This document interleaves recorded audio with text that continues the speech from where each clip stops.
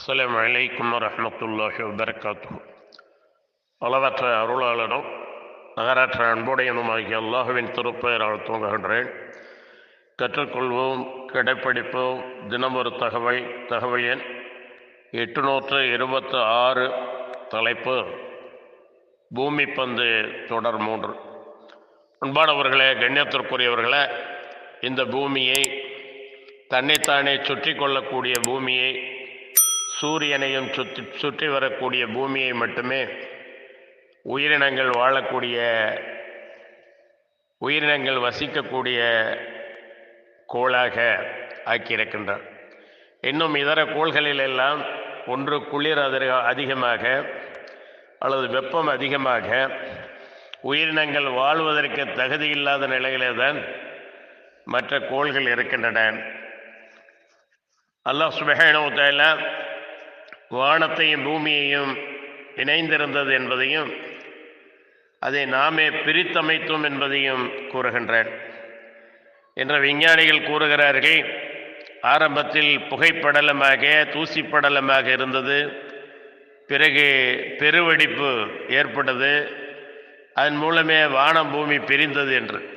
இதை படைத்தவன் கூறுகின்றான், அவலம் யரல்லதீன கஃபரு அன்ன ஸமாவாதி வல் அர்த கானதா ரத்கன் ஃபஃபதக்னாஹுமா வஜஅல்னா மினல் மாஇ குல்ல ஷைஇன் ஹை அஃபலா யூமினூன்.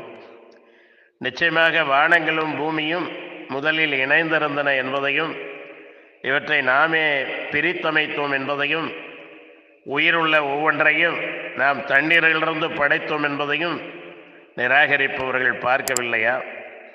இவற்றையெல்லாம், இந்த அத்தாட்சிகளை எல்லாம் பார்த்தும் அவர்கள் நம்பிக்கை கொள்ளவில்லையா? 21வது அத்தியாயத்தின் 30வது வசனத்திலே படைத்த இறைவன் இவ்வாறு கூறுகின்றான். அதே போல அவை எவ்வாறு இருந்தது என்பதையும் கூறுகின்றான். பிறகு வானத்தின் பக்கம் அவன் கவனம் செலுத்திய போது அது புகையாக இருந்தது.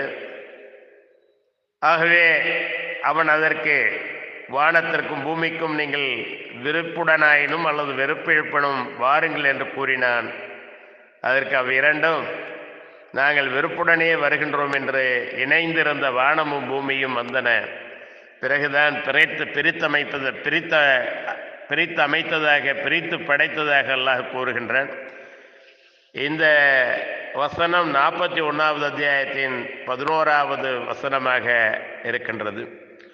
அன்பானவர்களே, கண்ணியத்திற்குரியவர்களே, சிந்திப்பவர்களுக்கு, சீர்தூக்கி பார்ப்பவர்களுக்கு இஸ்லாம் விஞ்ஞானத்தை, அறிவியலை எடுத்து சொல்லக்கூடியதாக இருந்து கொண்டிருக்கிறது. அதை எவரும் மறுக்க முடியாது. மறுத்தவர்கள் காய்தல் உவத்தல் இல்லாமல் அதை மறுக்கவில்லை, ஏதோ ஒரு காழ்ப்புணர்ச்சியின் காரணமாகவே மறுக்கிறார்கள் என்றுதான் சொல்ல வேண்டும்.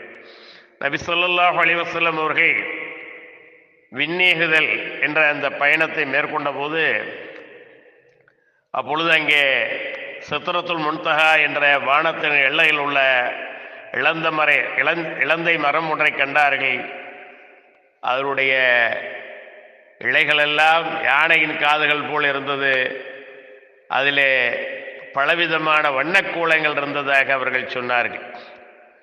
அப்துல்லாஹ் பின் மஸ்ஊத் ரலியல்லாஹு அன்ஹு அவர்கள் கூறியதாவது, அல்லாஹ்வின் தூதர் ஸல்லல்லாஹு அலைஹி வஸல்லம் அவர்கள் விண்ணுலக பயணத்திற்காக இரவில் அழைத்து செல்லப்பட்ட போது வான் எல்லையில் உள்ள இளந்தை மரமான சித்ரத்துல் முன்தஹா வரை அவர்கள் கொண்டு செல்லப்பட்டார்கள்.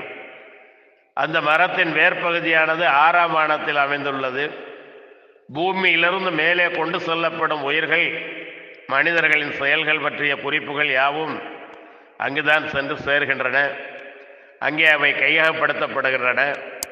அதற்கு மேலிருந்து கீழே கொண்டு வரப்படும் இறை கட்டளைகள் யாவும் அங்குதான் வந்து சேருகின்றன. அங்கே வானவர்களால் அவை பெற்றுக்கொள்ளப்படுகின்றன.